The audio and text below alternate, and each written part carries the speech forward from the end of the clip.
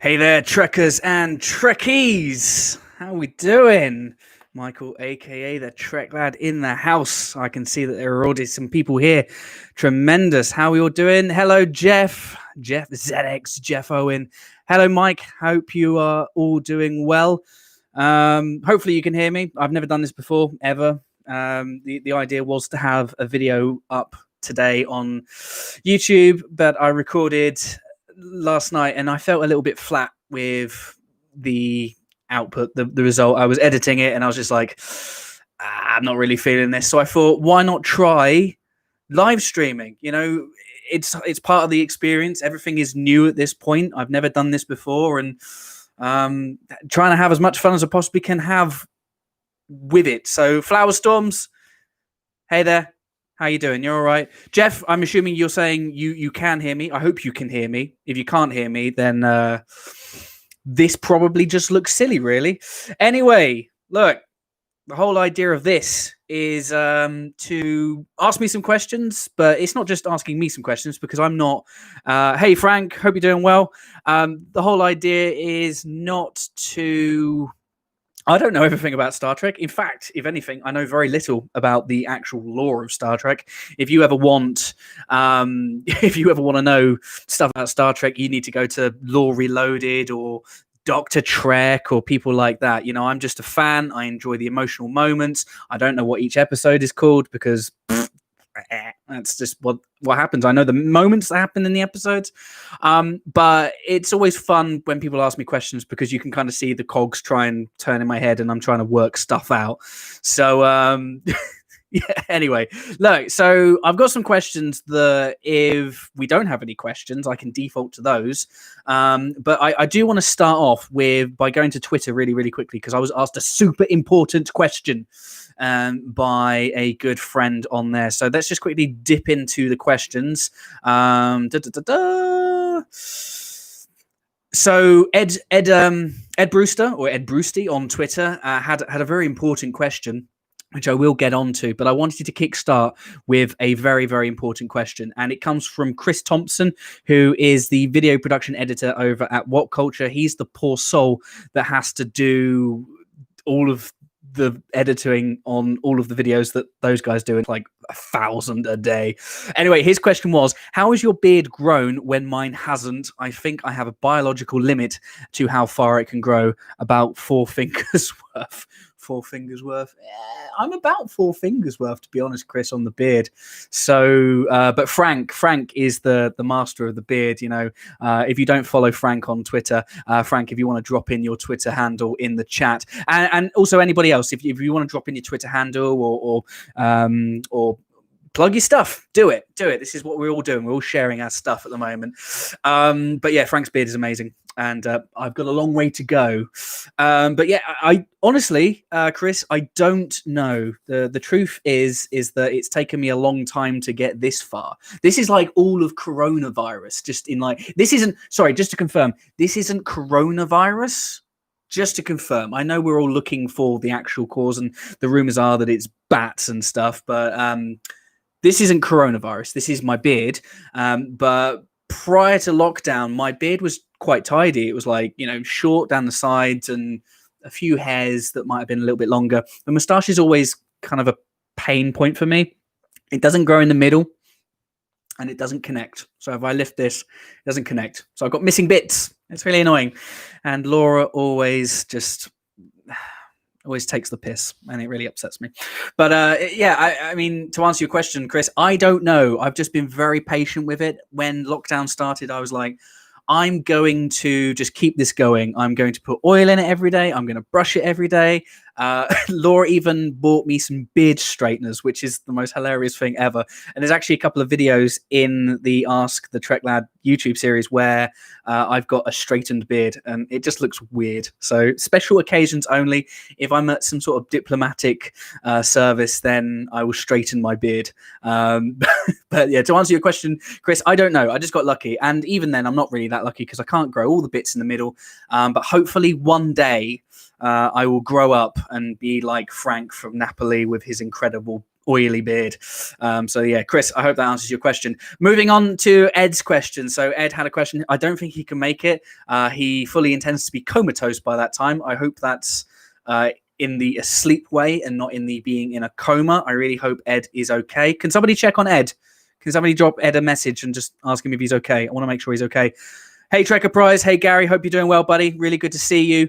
I'm really looking forward to your live stream stuff that's coming soon. If you haven't already checked that out, he's been talking about doing it, and he is a tremendous YouTuber, and I've learned so much from him over the years that I've been following him. So check out Trekker Prize. Check out the Warm Blanket podcast. Just tremendous stuff, really, and he's a great person. Dan, Mr. Dan Decker, my co-host at Tutor Tanagra. I hope you're doing well, buddy. Thank you so much for joining. Right, so let's get into Ed's question. So again, hopefully you guys have reached out to Ed, and he's alive. He's alive. We don't want him to be like bad comatose. Anyway, Trek Cat, not Trek Cat, it's Trek Cat in the house. Hey Ian, hope you're doing well, buddy. Of course, Gary's great. Totally agreed. There we go. We all agree. Right. So Ed's question is: if you could have any actor guest star in an episode of Star Trek, who would it be? And why didn't you say me, mate? Sorry, Ed. I guess so. We're picking our dream guest star in a Star Trek production, and it can be, if you can pick any actor to guest star in an episode of Star Trek. I'm assuming he means any episode of Star Trek as well. Okay. The first name that pops to my mind is probably the name that Star Trek would never be able to afford. But I always had this amazing idea of having like a Terminator Star Trek crossover, but not having Arnold Schwarzenegger appear as the T-800 or the T-850, whatever he is in Terminator 3. I wanted him to be like a Borg, but maybe not necessarily like an actual, or maybe actually an actual Borg, but like Mr. Freeze meets the Borg.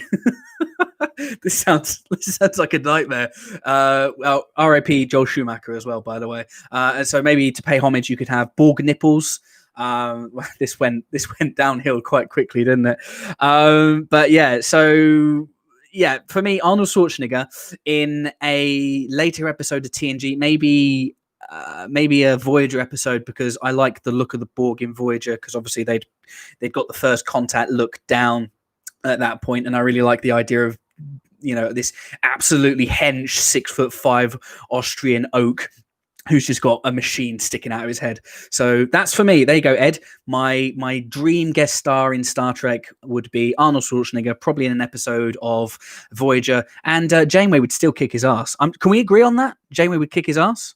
Yeah? I'm going to wait to see the agrees come in. Let's have a look at the chat and see what is going on here. So let's see. So Frank with Mads Mikkelsen. Oh, yes. Tremendous. Would you have him as a hero or a villain? I'd have him as a villain. I think Mads Mikkelsen is a tremendous villain.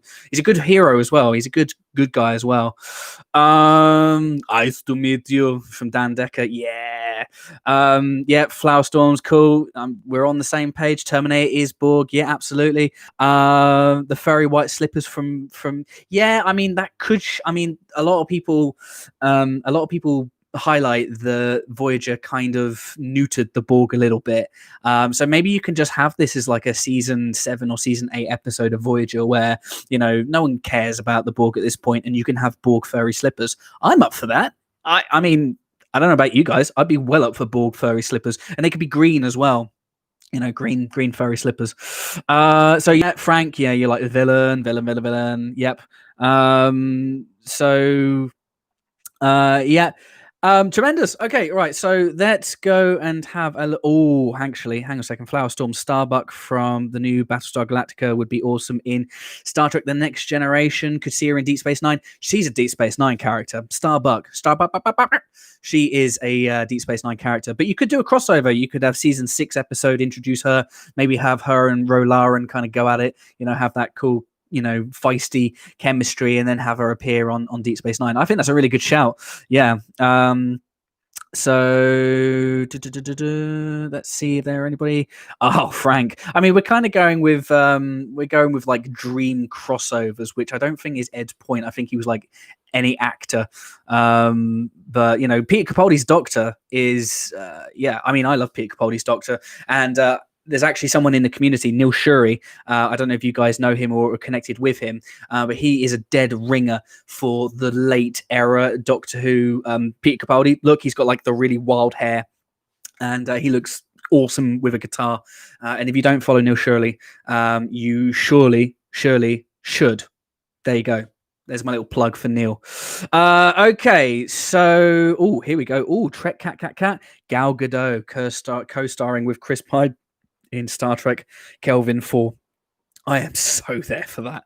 I feel like I liked Wonder Woman until you got to the end of Wonder Woman. I thought the ending was a little bit flat, a little bit of a CGI mess. But Gal Gadot and Chris Pine had tremendous chemistry in that film, I think, and I think they could do it again. However, I would say though that if you are going to make Kelvin 4, you need to have more Jayla. I need more Jayla. So if you can bring back Sofia Boutella, I mean, if you can do that in a way that you could have Gal Gadot and Sofia Boutella on screen, it'd be probably too much for my tiny little mind to handle. So that would be cool. Jeff, yeah, with Colonel Ty. What's the name? What's Colonel Ty's name? Oh God, I should know this. Michael Hogan, I think, the Canadian guy who we don't know his age. But yeah, so I think we're starting to get into some. I think we got some thirsty men in the chat now. Frank going Eva Green. I mean, Eva Green is just tremendous, but probably doesn't lend well to PG Star Trek. Well, saying that, we're outside of the PG Star Trek era now. So if we wanted to have Eva Green, because when Eva Green usually appears on screen, she usually doesn't have many clothes on. I don't know if you guys have noticed that. I certainly have, without sounding too creepy. But yeah, Eva Green usually, if you're going to have Eva Green on screen, she doesn't have clothes. Which is fine for Picard. You can do that. I'm down with that. There you go. So, right, and she'd be a villain, of course. Yeah, of course she'd be the villain. Right, guys, you're tremendous. You're all wonderful in this chat. Do you guys have any questions, anything that you want me to ramble on about for a few minutes before I go and have a look at some of the questions that are in the spreadsheet? Let's see if anything comes in. I'm hoping that Mr. Decker won't let me down. No pressure, Dan. But, you know, I feel like as my Tutor Tanagra co-host, you should have all of the questions already. Or Frank. Frank's very active in this chat. Frank wants a Doomsday Machine special. Okay, yeah. I really want the Doomsday Eagle Moss model. I think Caleb, if you don't follow Caleb, follow Caleb. I don't know his handle, but find him. He'll be around. Caleb went and got the Eagle Moss model for the Doomsday Machine, and it lights up. And he took a picture of it, and it looked really good. And I was like, I need it. And I've actually got an Eagle Moss order arriving tomorrow. I may have gotten drunk and spent 200 quid on an Eagle Moss order, and I can't remember exactly what I ordered. So that's going to make for a video. That's probably the next video. So that'll be fun. Right. So let's see. Dan's asking me, am I out of questions? I'm like, no, I'm not out of questions. I wanted to put you on the spot and ask you for a question. But I mean, anyone can ask me a question. This is why you guys are here. This is what the show's called. It's called Ask the TrekLad. Mike has come in with he's coming with a showstopper question.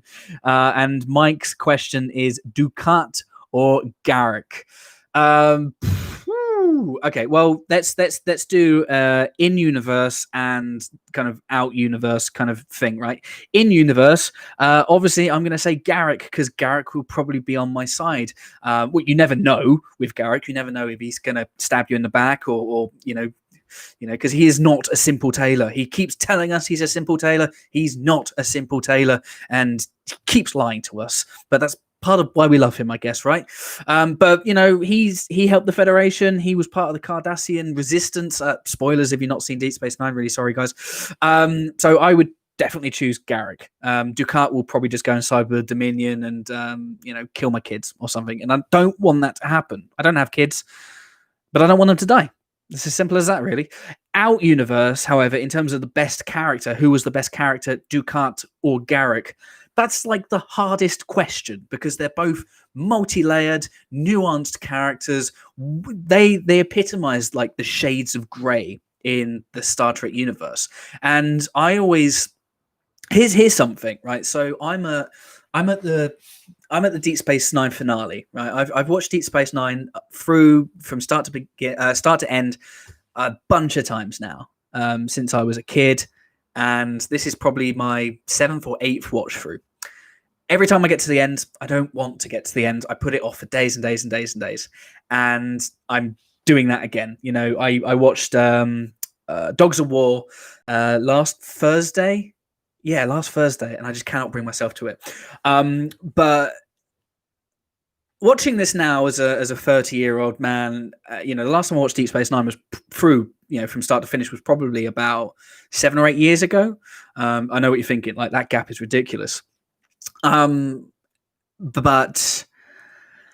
the one thing that I've noticed watching it as an adult is just how much more you kind of get, having gone through my middle to late 20s and learning more about politics and the state of the world and becoming so much more, politically, morally active. There's a lot to the characters that you just wouldn't pick up on when you're a kid, or even if you're a teenager. And now it's just, seeing the complexity of the characters. You see them in a completely different light, and some of the arcs you see completely differently as well. So I've got a newfound appreciation for Deep Space Nine as an adult. I mean, when I was a kid, I've told people this before, that Deep Space Nine was my favorite show. And I think I was speaking to Dan, and I was like, do you know what? I'm just going to say it. Deep Space Nine is better than TNG. And I'm sure there are still some people who are going to go, "Gah!" But that's the way I'm feeling. That's the way I'm feeling about it now. But anyway, to go back to Dukat, I was always of the opinion that Dukat was the second best villain in Star Trek, and that Khan Noonien Singh would always be number one. Because in my mind, Khan Noonien Singh is an out-and-out villain. He is a bad man, but he also doesn't feel like he's doing wrong. He's, an egomaniac, and he's out to do no good, and being an augment, he thinks that he's better than everybody else. But there was complexity. He was out for revenge because of the death of his wife. I know people will say that he used the death of his wife as as an excuse to pursue Kirk anyway, and he probably would have pursued Kirk anyway. But I always saw him as being this really good kind of multi-layered villain, instead of, I'm bad, I want to destroy universe, ha ha ha, gets kicked off a cliff. Khan was just a little bit more multi-layered than the others. And I was always of the opinion that Star Trek had always really struggled to have a decent villain after Khan. And I go back on that. I think that I think Soren is a brilliant villain. I love that he's doing terrible things, but he's doing it out of wanting to get back to his family. So he's very selfish. It's like the most selfish person in the galaxy. But what he wants to do is he wants to get back to his wife and get back to his children. So what he's doing is, coming from a place of love, which is crazy because love can make you do really terrible things, I guess. But anyway, so for all this time, I was like, Khan is the ultimate villain. And for all of my rewatches of Deep Space Nine, I was like, I kind of always saw Dukat as being this teetering hero villain. I know he's not a hero, but he would have episodes where he would be friendly. And there's one episode in particular when they first meet his daughter Zaral, and they have that joke where he prods himself in the bum, pricks himself bum. And easy, guys. And there's that moment where they both kind of laugh, and you feel that might be a moment where Dukat kind of swings to the light side and becomes a goodie, and amazingly above everything. And despite all of the things that he'd done, he'd managed to kind of redeem himself by the end of the show. Ultimately, they decided to go the other way, and he became this. He was a villain. He became a villain. But like I said, I'm at the end of DS9 now, and I am of the opinion that Dukat is probably the best villain. And it's not because he becomes, and I've thought about this a lot, and I really want to write a piece about it. You get to the part where just before Zoral dies, and she is completely like he is completely like almost poisoned her mind, and she thinks that she sees him as a flawed person, but she accepts him for his flaws, which are horrific major flaws, like killing 5 million people. That's not a flaw. That's being, a genocidal bastard. Okay, killing all those people, and Zoral just sees beyond that, and that is the sign of a good villain. That he doesn't just manipulate the people around him; he manipulates everybody around him, even in his inner circle. A real cult of personality, and that made him the most terrifying villain because Zoral died because she just wouldn't leave Deep Space Nine because of her father.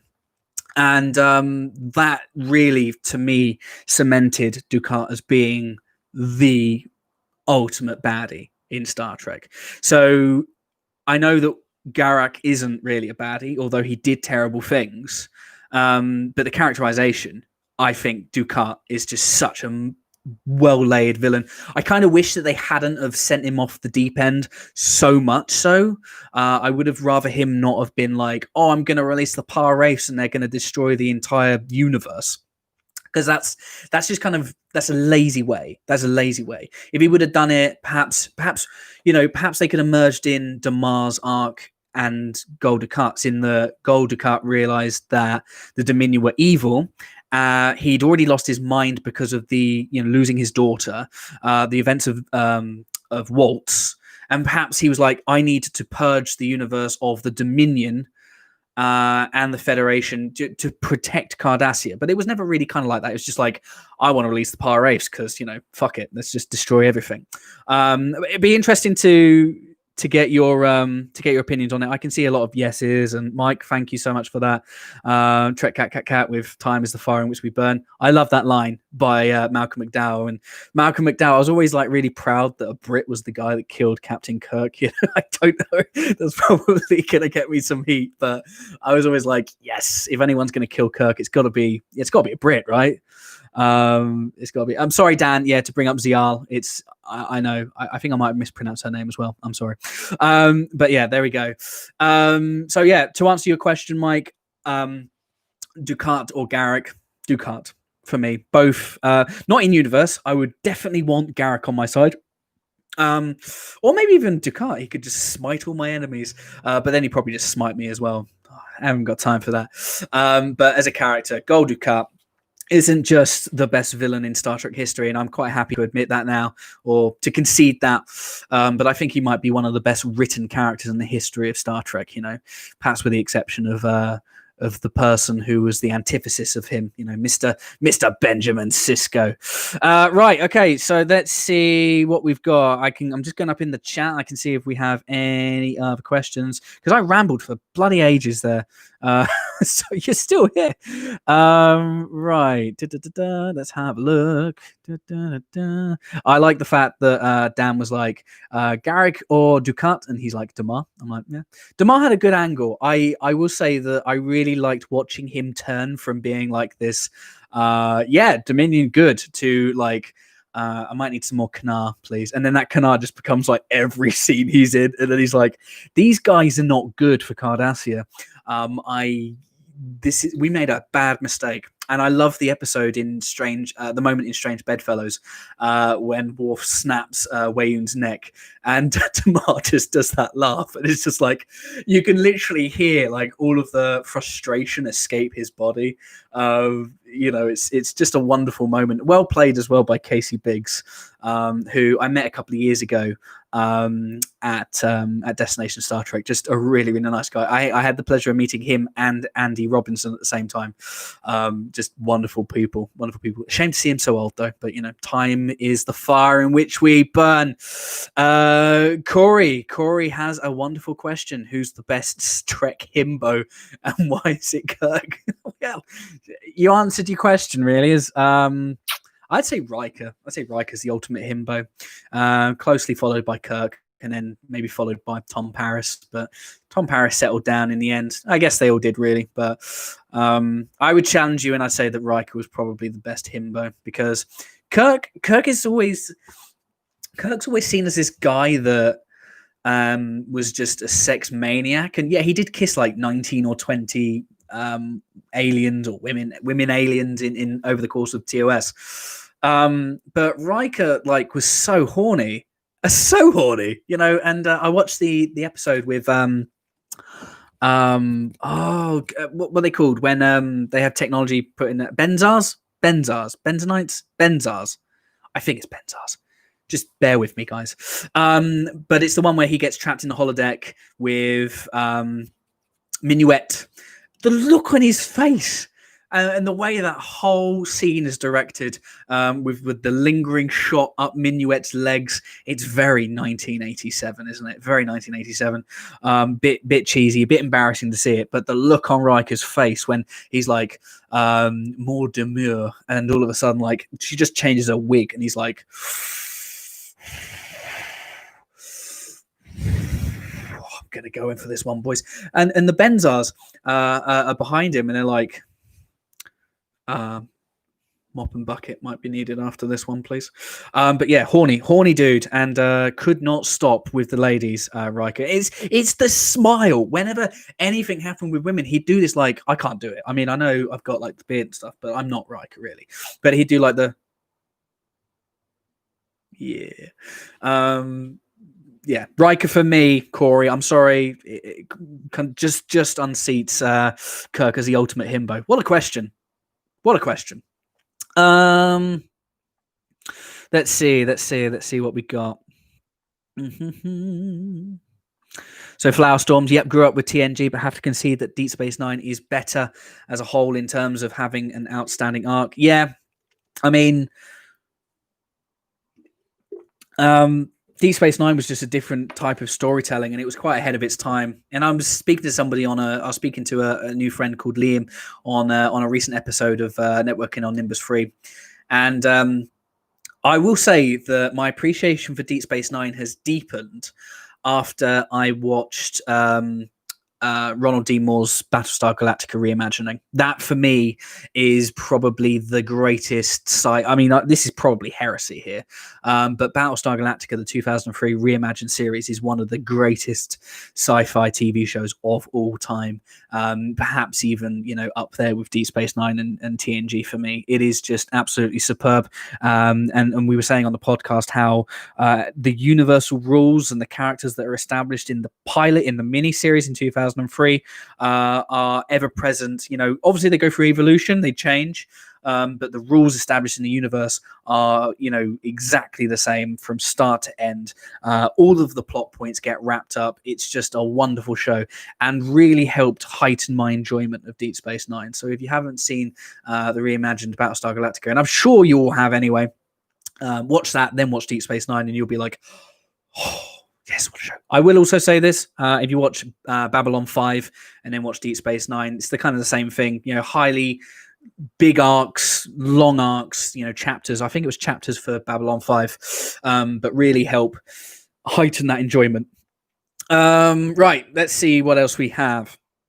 I can see some hugs in the chat. It's nice to see a bit of love that's going on. I think. Oh, is Sean Ferrick in the house? Hey, Sean Ferrick. That's the episode, Jeff. Yeah. 11001001. I have never been able to memorize that for some reason. It is 2 digits. Can't memorize it. I think there's something wrong up here. Just a really low IQ. Can never remember that string of numbers, but there we go. I'm really confessing a lot on this chat, aren't I? Let's see what else we have. Yeah, Frank just saying Deep Space Nine was years ahead. Yeah, long arcs by Mike with a sweat face. Not sure what he means. I don't know. Yeah. Anyway, right. Let's see if we have any more questions. Do we have any more questions here? If not, I am going to go to the chat. Not the chat. I'm in the chat. I'm going to go to the questions on in my spreadsheet, and I'm going to see. I'm going to. So, guys, I want to just quickly share some stuff. This was supposed to be a bit of a better broadcast. I've been playing around with a broadcasting system to get like graphics appear on the screen and stuff like that. It really didn't work though. When I was doing a test, it looked nice, but it lagged horrendously. And I don't think it would have worked, unfortunately. However, I have some news. I'm really excited about this news. I'm pointing a lot. So I've been set up on Patreon for a while, just over a month actually, so not that long at all. And I've already reached the point where I'm pulling in about 70 quid a month from my wonderful patrons, and Dan is a patron. We've also got other patrons in here as well. If I've missed you out, I do apologize. But you know, if you do want to become a patron or Patreon, go to patreon.co.uk or .com/TrekLad. But anyway, I've got 70 quid a month that's coming in, which is just incredible. I can't believe it. You know, like a month ago, I was just happy doing this. But the whole idea of it was that I would try and cover my bills, recoup, and improve on the tech that I've got, basically, to make sure that I can improve what's going on right now, so I can look better, so we can do more live streams, you know, and to do live streams, I need basically a better, I need a PC. I use laptops for everything that I do, and the laptop that I use is a Microsoft Surface Pro 2, I believe. It's basically the equivalent of like a Mac Air. I haven't got my other one. I've actually got two of them. I only think they actually come with I think they come with like 8 gig of built-in RAM, and these things are really, really difficult to actually alter. It's like a felt front cover. You can get into it, but laptops, you know, you're never really that good for mods, really. But anyway, hitting 70 quid, I've actually placed an order today for a brand new PC to be custom built for me and delivered here. I'm going to get it on finance, so obviously I can afford it, you know, with the wonderful help of my incredible patrons. So thank you so much. You are literally helping me live the dream. And I don't think he's here, but I want to give particular shout out to Albert Hogan, who has basically pledged 30 quid a month, which is just insane. I don't know what I can possibly give him for that. I have I reached out to him and I said, you know, is there anything in particular that I can do for you that aren't sexual favors? I can't do that for him. Sorry. But he was like, no, just keep doing what you're doing. And so I was like, okay, fine. I'm going to improve my equipment. And that's what I'm doing. So the PC is on its way. I'm going from 8 gig of RAM to 32 gig of RAM. So for any of you techies out there, I'm going to be able to comfortably stream. I'm going to be able to add all the graphics and do all the stuff, and it's going to make video editing easier. So I'm so excited. And I just want to say, you know, if you're here now in the chat, thank you so much if you contribute. If you are watching this after the fact and you're watching this on replay and you are a patron, thank you so much. You are helping this silly idiot live a dream. So I can't thank you enough, and I can't wait until I get that PC because it's gonna be badass. But yeah, anyway, look, so getting away. I do appreciate the you know, if money's tight for whatever reason, you know, there is no you know, there is no burden on you at all to support me. I'm doing fine. I will happily run this at a loss. I love it so much. If I make a little bit of money on the side, that's incredible. But I'm pretty much running at a loss at the moment. But I don't care because this is a hobby. And that's the difference. You know, it's not an enterprise. It's a hobby. It's something that I love doing.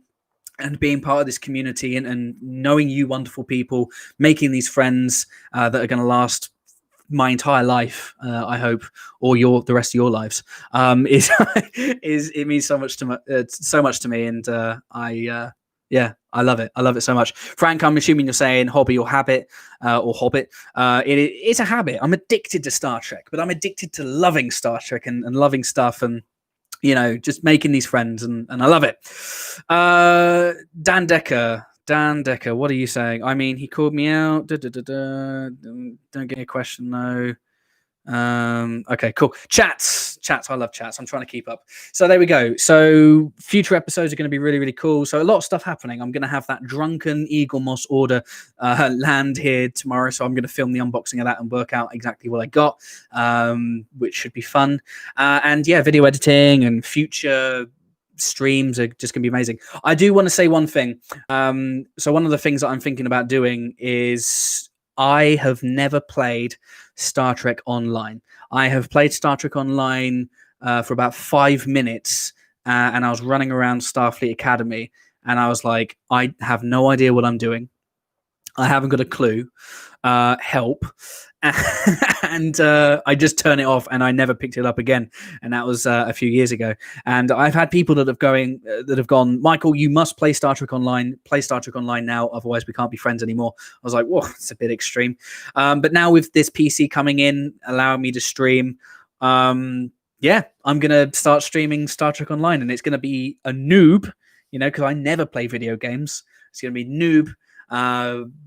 Enjoying Star Trek Online for the very first time ever. And I know what you're thinking. If you're more cynical, I am not. I'm not making that up. That's not a marketing ploy. I have legitimately never played Star Trek Online. If you ask Chris, he'll go, "Yeah, the dude just plays FIFA when it's football season, and that's it." So there we go. Right, let's see if we do have any questions that have come in. Ooh, Flower Storms with a question. Oh. Talking of villain matchups, the Dominion versus Species 8472. Well, isn't that a question and a half? I will say that if Species 8472 8472 did what they did to the Borg, Dominion ain't got a chance. Ain't got a bloody chance. So that's a very quick answer. 8472. I mean, I think we have to consider ourselves lucky that Borg and Janeway did that double team and got them out of the way. Let's see what else we've got. I don't think I've got a question from Dan Decker yet, which I'm upset about. Failing me really here. I've just got something here. Dan Decker, I'll just give TrekLad loads of shit on the next Tutu Tanagra. If you want to keep me as a co-host, buddy. Let's see. Could anyone beat Species 8472, I wonder? Janeway could. Janeway is the greatest hero and villain in the history of Star Trek. And she's my hero. She helped me become addicted to coffee when I was 9. And I was like, what's coffee? And I had some and I was like, oh, wow, there we go. Right. Okay. So what I'm going to do is I am now going to go to the spreadsheet of truth. Now, if I was doing this on a stream broadcast like I was trying to do, you'd be able to see exactly what question I'm getting. You're just going to have to take my word for it that I'm randomizing these questions. And yeah, just trust me. So, having the questions up in front of me would probably help. If you are new here and you're joining for the first time, hello. I'm TrekLad, and this is Ask the TrekLad, the completely unscripted, improvised live show where you chuck your nearest and dearest Star Trek questions at me, and I will do my best to answer in the worst way possible. So if you're new here and you have a question that you would like me to butcher, please let me know, and I will absolutely do my best. So I have the questions open. Random number generator, my good friend on Google. So minimum number 1, maximum number 115, because I have 115 questions in the bank. And here we go. Let's see what we can do here. Boom. Question number 112. So the question 112 comes from Contessa, and Contessa's Twitter handle is @theatre0. Okay, cool. Nice one, Contessa. And the question is, favorite character played by Major Barrett? Looks one of Troy. Looks one of Troy without a doubt. I know a lot of people, when they watched TNG, would go, oh, Lux One of Troy episode, pass, skip, whatever. I like Lux One of Troy episodes. They're not my favorite. I mean, at all, by any stretch. I think it's another one of those things that I appreciated the diversity of TNG episodes. You'd have your darker episodes, you'd have your lighter episodes that had Luxwana Troy in, and usually Ferengi, and then you would have like Code of Honor in the episodes category that we don't talk about anymore. So favorite character played by Major Barrett is for me, obviously you've got number one Una, and then you've got Nurse Chapel. You've obviously got the ship's computer, which is what we always have to remember. She had a very wonderfully distinctive voice, and I think she was a fantastic ship's computer. If she ever told me what to do, if she was ever like, Michael, TrekLad, you need to do this now or you're in trouble, I'd do exactly as I was told if Major Barrett was telling me to do something. So but I like the fact that we are now getting more of number one, a character that she helped bring to the screen. By Rebecca Remain. I'm going to be interested to see what she does. Girl power. But yeah, for me, Luxwana Troy. But also I like the fact that in the Deep Space Nine episodes, particularly, they added these layers of complexity to Luxwana's character. Particularly the Odo stuff when they're trapped in the turbo lift.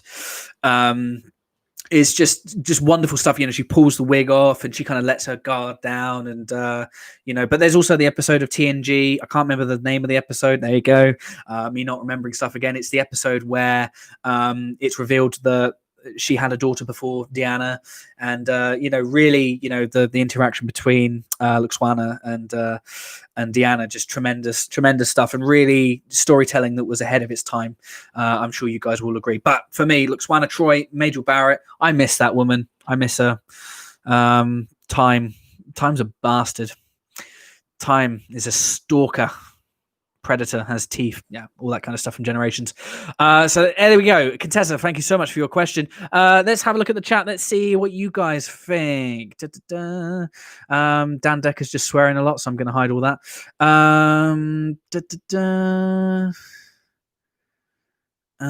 Let's see. So yeah, Flower Storms Luxwana was awesome.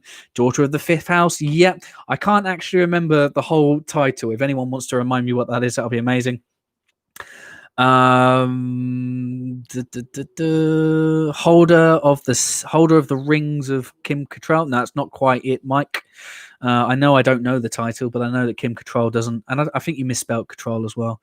Come on, you're supposed to be a student. Get it right. Luxwana collected a great Odo broth. Yeah. Luxwana holding Odo in her skirt. It's a great moment. Oh, that's interesting. Getting some knowledge from Trek Cat. So she was in the original Westworld film.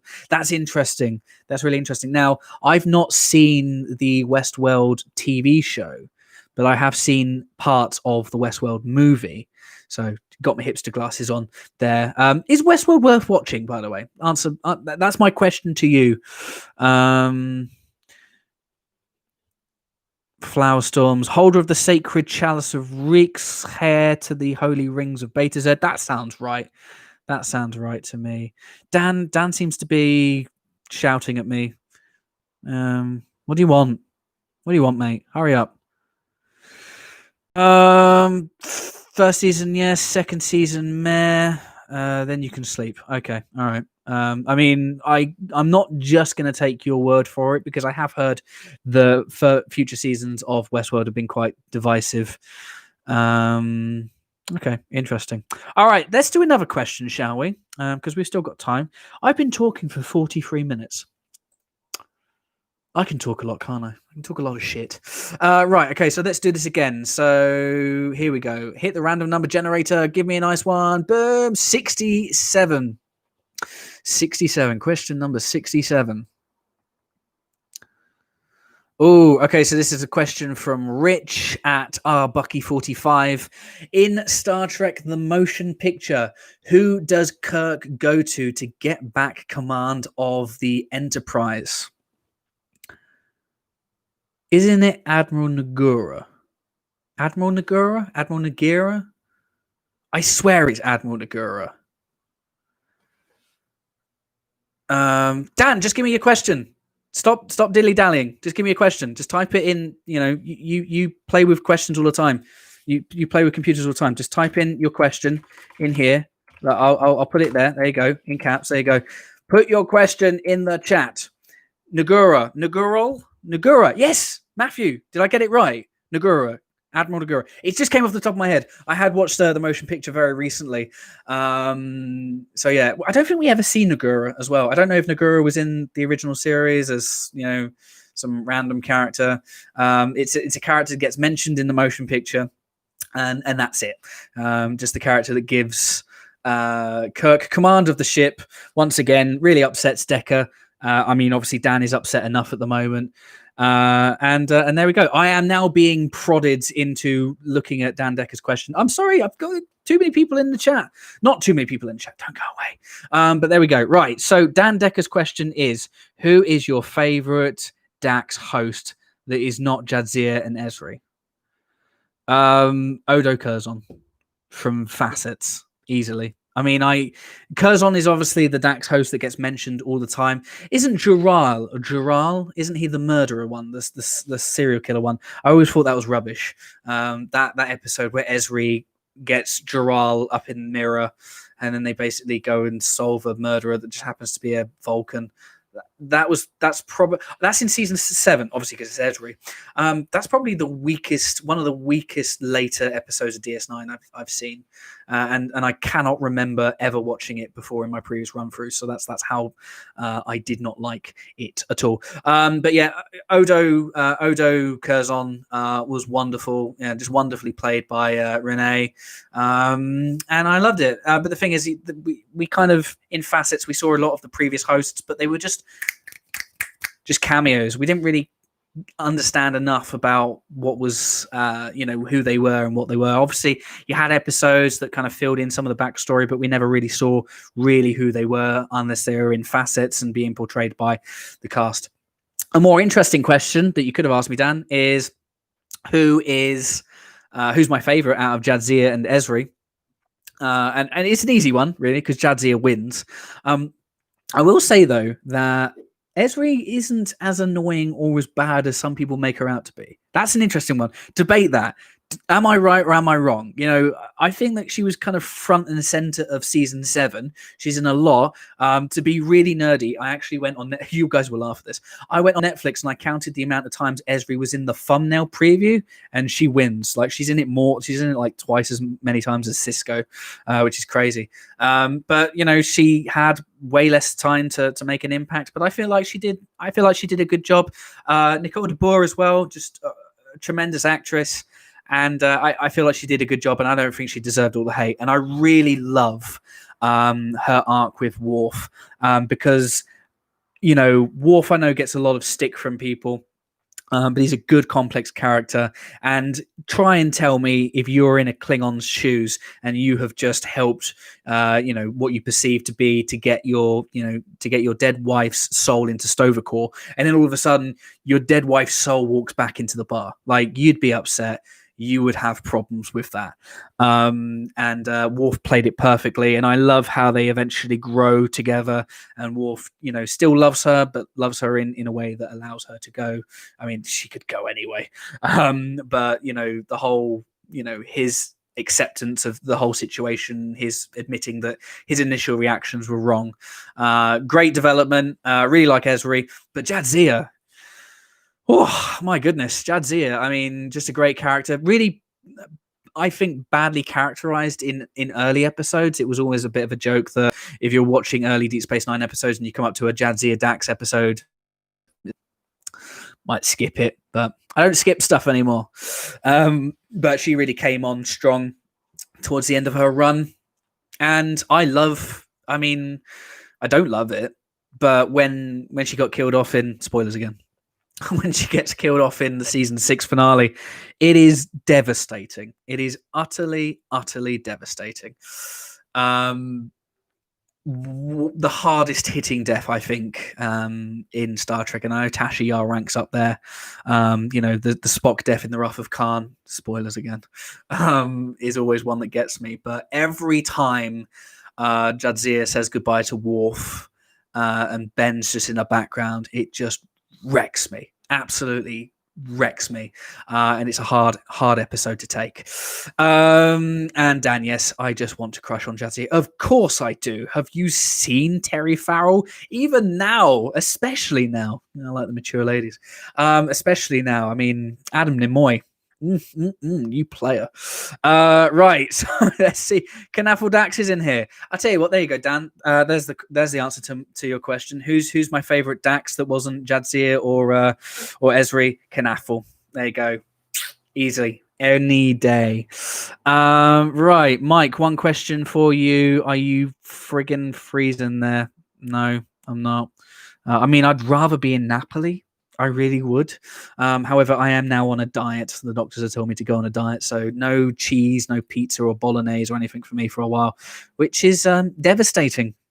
Devastating, to be completely honest. Oh, and I have to cut the alcohol as well for a while.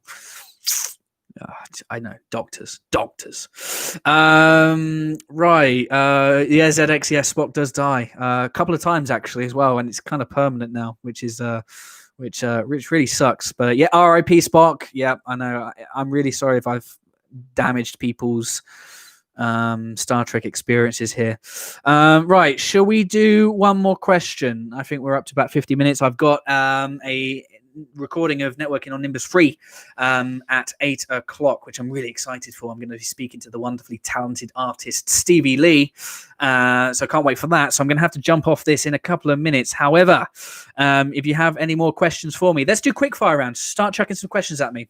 Stop talking shit in the chat. Start chucking some questions at me. Go on, bring them, or I'm going to go to the spreadsheet. That's a rude comment, Jeff Owen. That's rude. I love it. Mike, with favorite Klingon character, Worf. Easily. Oh, he's just, I mean, you see a lot of him. My favorite one-off Klingon character would be General Chang.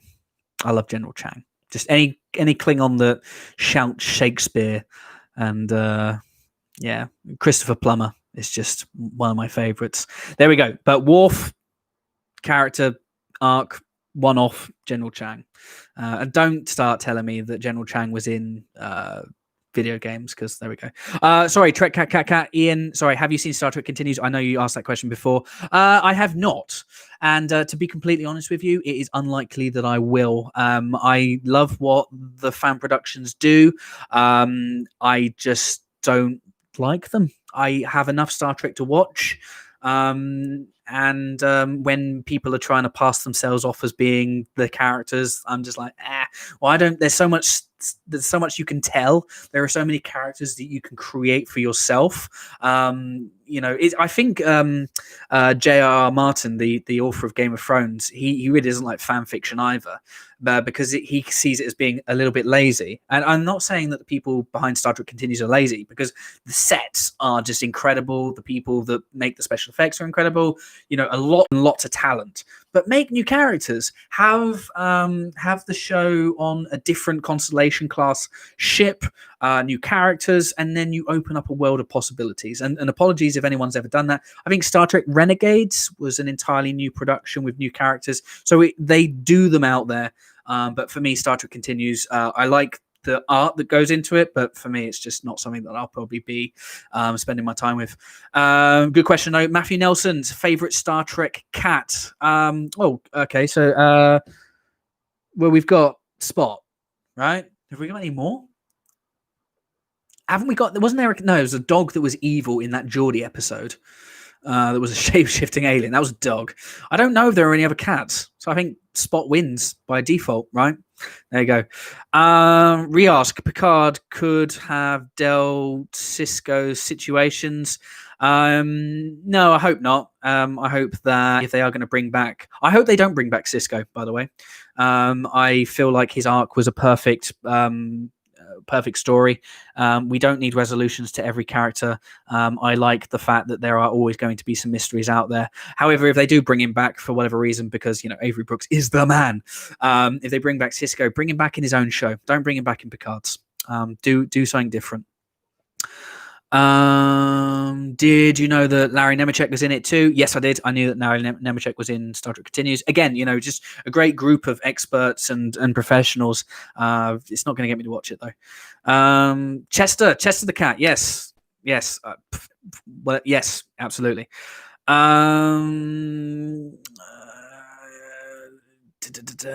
Trek cat. Yes, Trek cat is the ultimate cat in Star Trek. If you can point me to the episode screen caps on Trek Core, that would be amazing. Just so I can just double check that you're not making that bit up. Cool. Right. Couple more minutes. Have we got any more questions? I know Flowers. I'm sorry. It's not too quick fire. Just go and Google something and just chuck it at me. Isis the cat. Matthew Nelson. How could I forget Isis? I mean, somewhat problematically named now, I guess.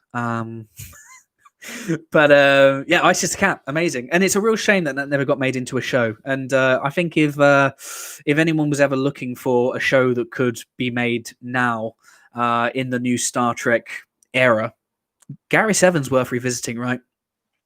Knaffle asked a question. Who is your favorite Star Trek child actor? Naomi Wildman. No, I don't know. Naomi Wildman was cool. Jake Sisko for me. The dynamic between Ben and Jake is my favorite. There is a lot of joy to be had watching Cirroc Loffen grow through the series run as well. Seeing him, that first shot where he's fishing by the lake to the last shot where he's looking out, mournfully is just tremendous growth. Does he have for some episodes where he's a little bit annoying? Yeah, of course. All kid actors are annoying, I guess.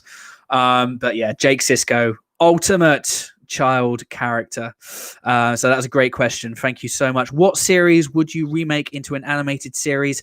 Probably Enterprise. If you were to do seasons 5, 6, and 7 of Enterprise, make them animated. That way, what you could do is you could have the likenesses of, Scott Bakula, even though he looks banging now, and Connor Trinneer and all those. They've not aged that terribly, but it'd be cheap to make, and you could just get those guys in to come and do some voice acting, and that to me would just be a really a no-brainer, really. So Enterprise seasons 5, 6, and 7, do that as an animated show.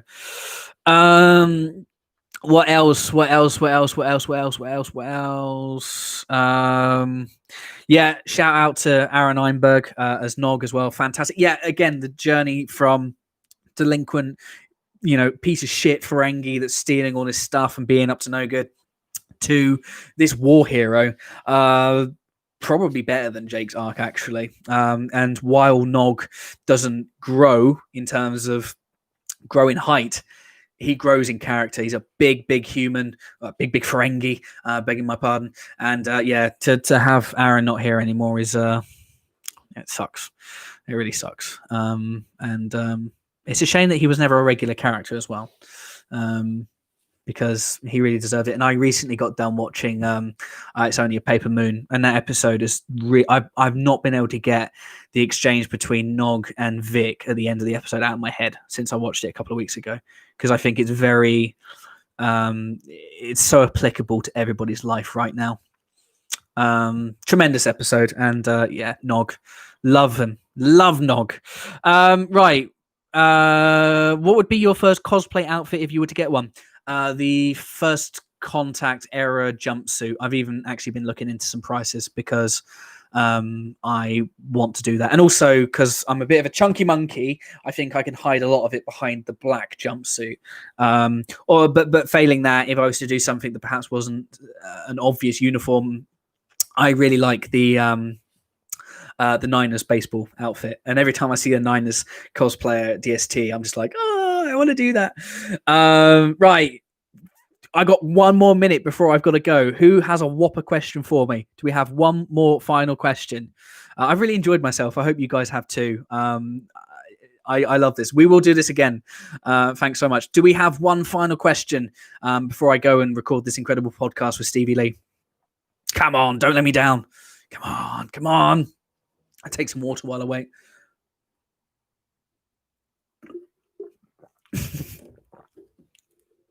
That's not a question, Dan. I'm not answering that. I'm not creating division between my friends. I want to do this again. We will do this again. Guys, we've got 30 seconds. I need a question. Come on. Come on. That's also not a question, Trek Cat Cat Cat. You knew it was good. You know you're going to come to the next one next Sunday. You know you are. Come on. I got literally less than a minute. You know I waffle. Come on. Come on. Bring me a question. Bring me a question. Bring me a question. Do I want any toast? No, I'm on a diet. Come on. Come on. 30 seconds. 30 seconds. Come on. Come on. Do I believe Enterprise could have lasted longer? Fuck yeah. It should have gone on for 28 seasons. There we go. It's probably the best one to go up to. One more question. Come on. One more question. Dan, have you got anything else? You got anything else for me? Frank, you got any more questions? Anybody else? Any of the other wonderful people that are here? Come on, 10 seconds, 10 seconds. Stevie D's going to be waiting for me.